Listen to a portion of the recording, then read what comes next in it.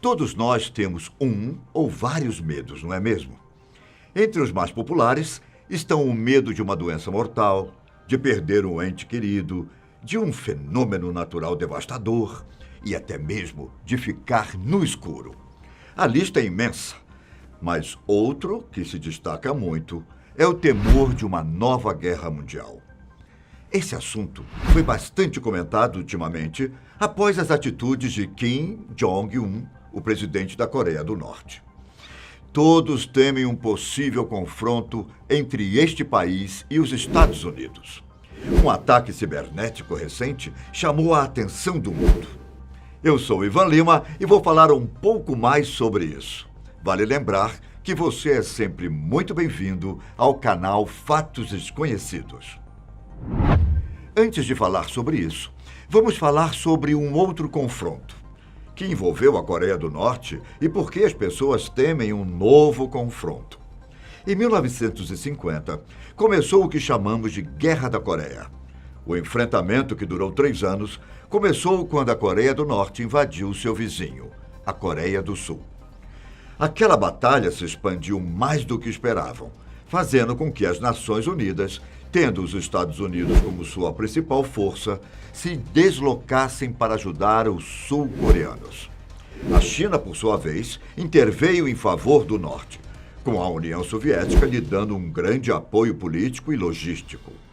2 meses após o início dessa guerra, parecia que o país do Sul iria perder. No entanto, as forças da ONU, compostas principalmente por tropas americanas, detiveram os comunistas no perímetro de Pusan. Foi após essa reviravolta que a China decidiu agir, como falamos anteriormente. As tropas chinesas cruzaram o rio de Yalu, entrando oficialmente na guerra, dando apoio à Coreia do Norte, forçando então as forças da ONU a recuarem. Essa intervenção da China acabou levando o confronto a um impasse. A situação virou novamente com confrontos aéreos. Pilotos de todo o mundo comunista lutaram ao lado do Norte. Enquanto isso, pilotos ocidentais, em sua maioria americanos e europeus, apoiavam os sul-coreanos. As batalhas fizeram com que dezenas de aviões fossem perdidos, por ambos os lados. 3 anos após o começo da luta, mais precisamente no dia 27 de julho de 1953, um armistício foi assinado. Um acordo firmou a zona desmilitarizada da Coreia. Isso separaria o Norte e o Sul e permitiu a troca de prisioneiros também. No entanto, em meio a isso tudo, nenhum tratado de paz formal foi assinado entre os envolvidos. Isso faz com que, teoricamente, os países ainda continuem em guerra. Até hoje, há provocações mútuas dos 2 países e até mesmo alguns atos de violência, com os governos nutrindo muita animosidade um pelo outro. Em abril de 2018, os 2 líderes coreanos se reuniram na zona desmilitarizada e concordaram em trabalhar para assinar um tratado de paz. Após isso, se você ainda se perguntar o motivo pelo qual as pessoas temem uma guerra partindo da Coreia do Norte, podemos responder de forma resumida. Toda essa situação resultou em mais de 2 milhões de mortes. É bastante assustador pensar nisso, não é mesmo? Uma notícia recente fez com que o mundo voltasse os olhos para o país norte-coreano. Segundo a Organização das Nações Unidas, a Coreia do Norte teria roubado 2 bilhões de dólares em criptomoedas para o seu programa nuclear. A ONU, segundo o informado, estaria ainda investigando pelo menos 35 ataques. Esses teriam acontecido em instituições financeiras e câmbios. Os ataques foram feitos de Pyongyang, capital e maior cidade do país norte-coreano. Ainda de acordo com a Organização das Nações Unidas, os ataques maciços contra câmbios de criptomoeda permitem que a Coreia do Norte gere receita de maneiras difíceis de rastrear. Ainda ficam sujeitas a menos supervisão e regulamentação do governo do que o setor bancário tradicional. A Coreia do Norte lançou 4 pares de projéteis em menos de 2 semanas, o que intrigou bastante os outros países. E não parou por aí, ainda ameaçando realizar mais testes em meio a temores de que esteja fortalecendo o seu programa de mísseis. O líder do país, Kim Jong-un, fez uma declaração bastante polêmica. Segundo ele, os últimos mísseis lançados recentemente foram um aviso a Washington, capital dos Estados Unidos, e Seul, capital da Coreia do Sul. O motivo disso? Por causa dos exercícios militares conjuntos dos 2 países.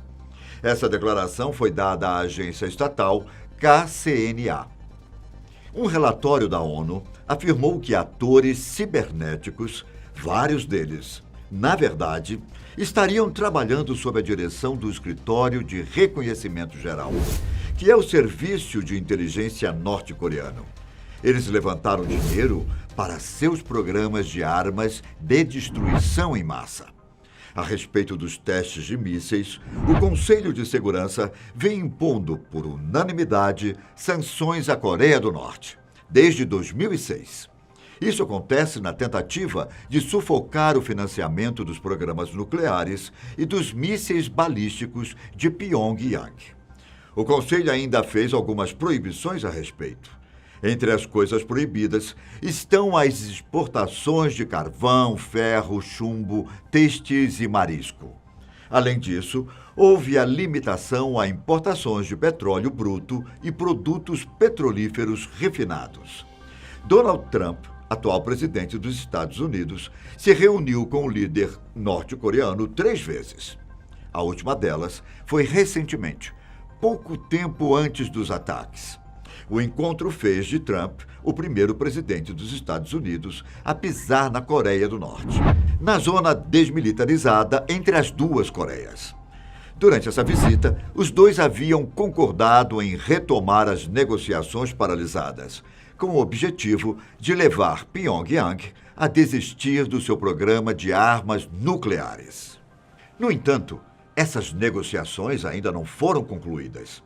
E em julho e no início de agosto, aconteceram os 3 testes de mísseis de curto alcance. O país teria feito os testes em apenas 8 dias. Após esses, outros 2 foram notados. De acordo com a ONU, essas são violações sérias. Os ataques de hackers foram vistos como um método totalmente ilegal de conseguir dinheiro. Muitas pessoas não sabem, mas esse não é o único método ilegal que o país usa para realizar seus testes. A ONU mostrou que a Coreia do Norte estava usando modos irregulares para realizar testes nucleares de Pyongyang.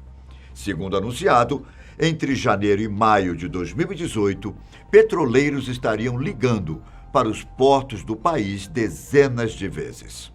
Isso provavelmente ligado a entregas de produtos petrolíferos refinados, adquiridos ilegalmente, por meio de transferências entre navios, incluindo embarcações tripuladas da China.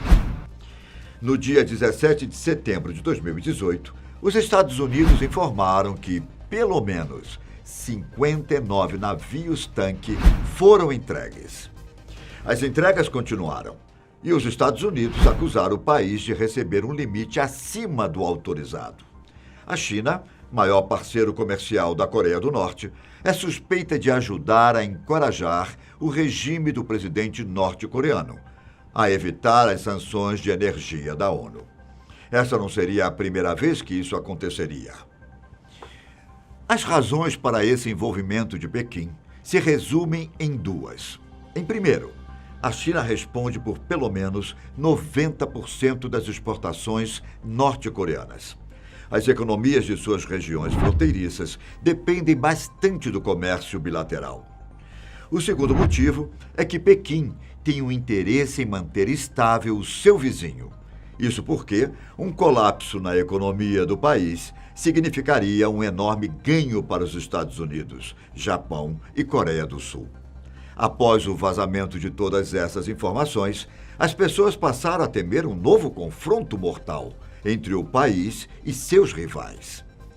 Voltando ao assunto principal, a ONU acrescentou em outro relatório que Pyongyang está violando seriamente as sanções das Nações Unidas ao comprar bens de luxo e equipamentos de desenvolvimento de armas. Isso estaria acontecendo por meio dessas transferências ilegais entre navios que citamos anteriormente. Uma nota disse ainda que o acesso da Coreia do Norte ao sistema financeiro global pode ter facilitado essas outras sanções, através de representantes de bancos e redes que estariam operando em todo o mundo.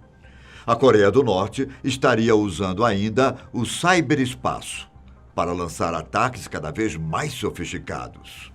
A intenção disso é roubar fundos de instituições financeiras e mudanças nas criptomoedas, segundo o relatório da ONU.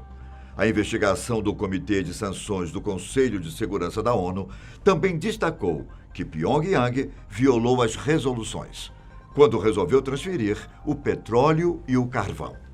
Além disso, o Conselho impôs diversas sanções a Pyongyang, desde que o país iniciou seus primeiros testes nucleares, ainda em 2006, segundo o relatório divulgado recentemente. Não somente civis temem o que o país pode fazer, mas grandes organizações ao redor do mundo e governos, como o dos Estados Unidos, Coreia do Sul e Japão. Bom, por hoje é só isso, caros amigos. Ficamos por aqui e agradecemos a companhia de cada um.